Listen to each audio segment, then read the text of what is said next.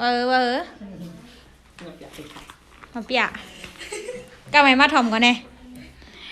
คุณนายทำขนมกล้วยเนี่ยวะเนาะขนมกล้วยไปแล้วหนึ่งวันหยุดโรงเรียนเนี่ยวะคุณนายสอนฉันทำขนมกล้วยเนี่ยเนาะคุณนายสอนไปแล้วเนาะ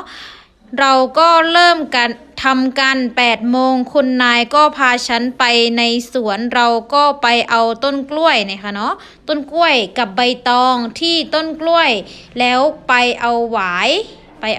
เนาะกลับถึงบ้านแล้วท่านก็เอากล้วยคลุกข้าวใส่มะเดื่อยไปแล้วเนาะใส่ในใบตองแล้วห่อ